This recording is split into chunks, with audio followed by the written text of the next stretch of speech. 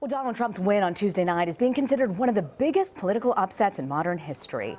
Going into Election Day, Democratic opponent Hillary Clinton was widely predicted to come out the winner. Nate Silver's 538 gave her a roughly 70% chance of winning, while the New York Times put her chances at 91%. But as we now know, that's not how it went down. So how did the pollsters in the Clinton campaign get it so wrong? We've got a great panel here to break it all down with us. In Washington, is CBS News senior political editor Steve Chaggaris. In the Politico newsroom in Arlington, Virginia, is Politico's chief polling analyst Steve Shepard. And on set here with me in New York, CBSN political contributor and Republican strategist Leslie Sanchez, as well as CBS News elections director Anthony Salvanto. Okay, Anthony, to you. I want to ask you, is there one particular voting bloc that these polling experts have missed? Well, let's be very, very clear about the difference between polling aggregators and forecasters and polls.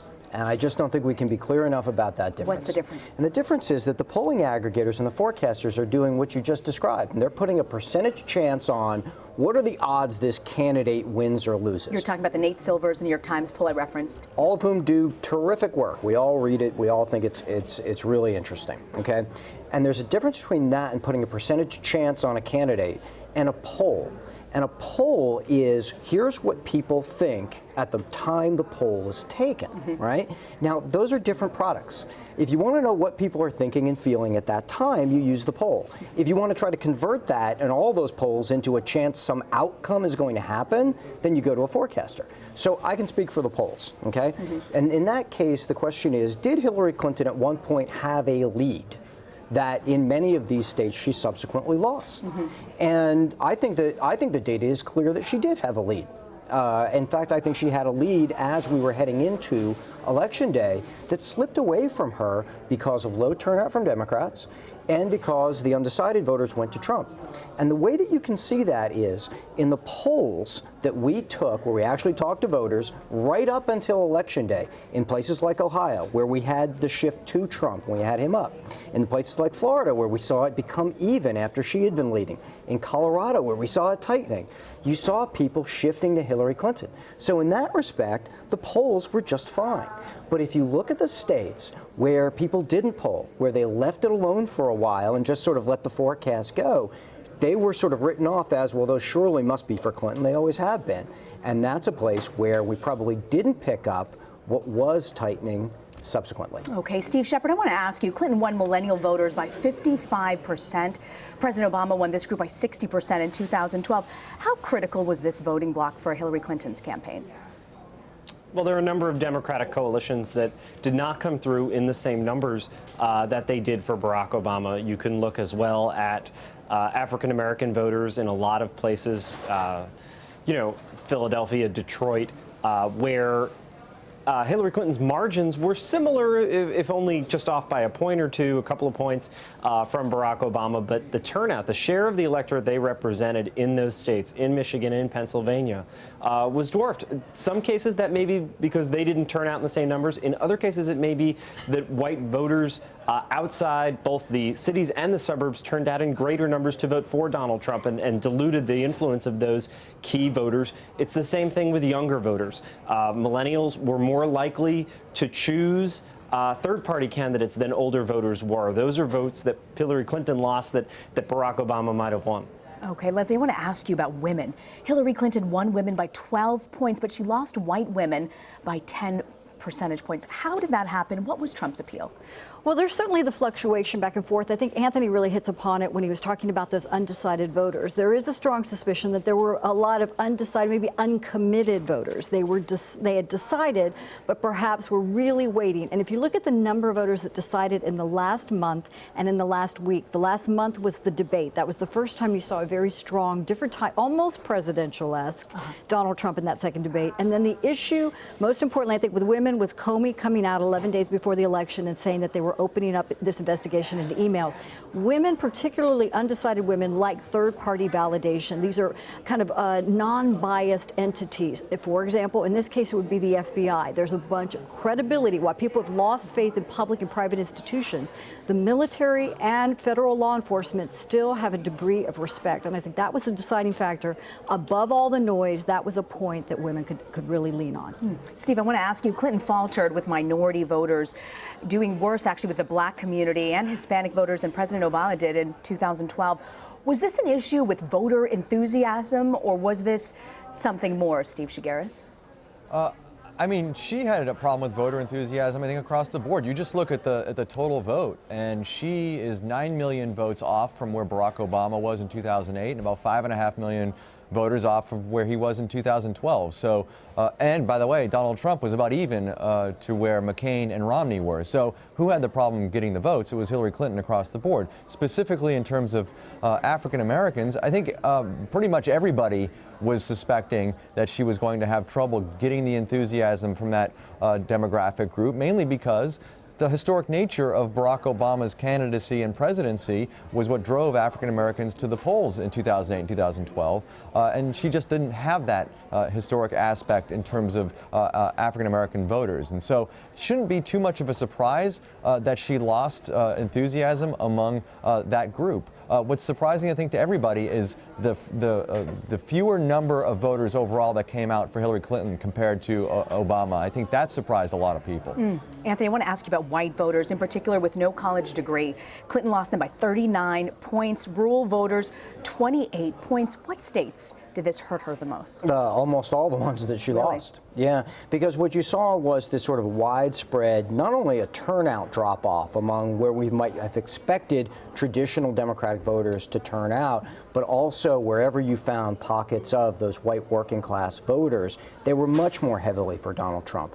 And, you know, I think obviously that'll have the Democratic Party going back and looking at what they can do to try to bring some of those voters back into the fold. She consistently didn't do as well with them as even Barack Obama had, you know, in his 2 elections.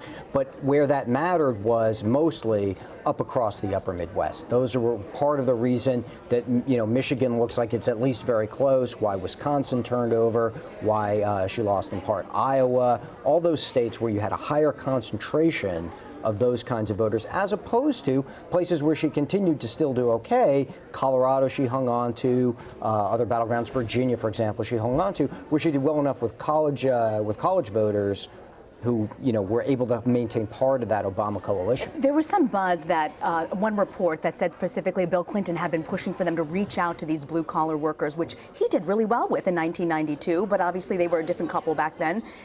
Was it illusional for them to think that this voting bloc, looking at blacks, Hispanics, the groups that they were targeting would have been enough to push him to victory? Well, they were clearly trying to replicate part of that Obama coalition with a little tweak, which is that she might have done better among white suburban women than he had, and that might offset. We saw these declines for her all the way back through the primaries. These are the same sort of voters that she struggled with. Even as we talked about the Bernie Sanders phenomena and how he was drawing all those young voters, she was also struggling with those same type of voters in the Democratic primaries. So this, in that sense, is not new, but they thought, I think they thought anyway, that they might have been able to offset that by doing better with those suburban women. And then when that fell short, and when turnout fell short, it was just too much. Okay, Steve Shepard, why might the battleground polls that Clinton showed leading ahead on Election Day have been so way off, particularly in Pennsylvania, Wisconsin, Michigan?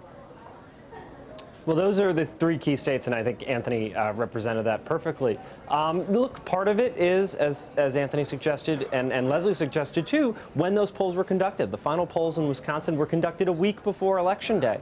And when you look at the Wisconsin exit poll, Donald Trump won voters who decided in the final week of the campaign 59% to 30%. He only won those voters nationally by 10 points, but he won triple them at the rate in Wisconsin. These are shifts potentially in the final weeks of the campaign that the polls missed because the pollsters stopped polling. Now, these pollsters don't necessarily have a mandate to forecast the election. They're trying to discern how the electorate feels about the candidates, about the issues at play, not necessarily make a dead-on prediction about who's going to win. And so long as that's the attitude, we have to calibrate our expectations, both when we talk here on television and when forecasters that Anthony mentioned use these to form a percentage chance of each candidate winning. We need to calibrate our expectations about what these polls can tell us about what's actually going to happen on Election Day. Leslie, I want to ask you, do you think that Trump's campaign has effectively shifted the way we look at the electoral map? There were some states we thought traditionally red or traditionally blue. Did they completely change that? Absolutely, and it's not the first time. I think if you go back, we say a generation is about 25 years. You go back 24 years ago, you had Ross Perot earning 19 million votes. There were people that was focused on the economy. They came out, and affected in a third way. The difference with Donald Trump is, Ross Perot was outside the system. Bernie Sanders tried to run within the system because there was a disgruntled voter group there. But Donald Trump effectively ran within the Republican Party, which was basically able to bring all of it together. I think the other interesting thing, building on these 2 points, is in all those competitive battleground states, you never saw Hillary above 50% or at 50. And from a political axiom, we always say if you're not at 50% going in, then that's a red flag. And so she's at 45, 42, consistently through that. We knew she was seen as the incumbent, and an incumbent should be at 50. If they're not, it was tea leaves all the way along. So you're saying that 50% number or more is a crucial thing to look at when you're looking at It was an indicator that always said there was a red flag in that position, and with the fact that you had white turnout, but blue-collar jobs. It's an area that the Democrats have been struggling with for several election cycles, and there's several books written about this. And if you can't rely entirely on just certain minority voting groups, you have to really be able to split the vote a little more evenly. What do you think happened in Florida, Leslie? In Florida, there's such. Basically, I would think a lot of the Latino and the Puerto Rican Cuban that they talked about was neutralized by the massive turnout in Tampa and other parts of the northern and the eastern part of the state. So it counterbalanced that, and you're still talking about smaller numbers. And I don't think when you look at ethnic voters, you can't be monolithic about it. People talked a lot about Trump and the Latino vote, which is predominantly Mexican American. He got 29%. Republicans have earned about 31% for the last 10 presidential elections. So he's not necessarily underperforming by a big enough margin like a Dole, Bob Dole, and 21%. He's really consistent, and it shows how dynamically fluid the Latino community is. So fascinating. Steve Shigaris, Trump's campaign manager, Kellyanne Conway, said on CBS this morning that part of Trump's biggest appeal was that he was an outsider. Did Clinton go into the general election with that disadvantage, since she pretty much epitomizes the establishment? Oh, there's no question. I mean, if you look at polling all throughout this campaign and then in the exit polls, the country thinks we're on the wrong track. And they also, those voters who said they want to change, voted overwhelmingly for Donald Trump.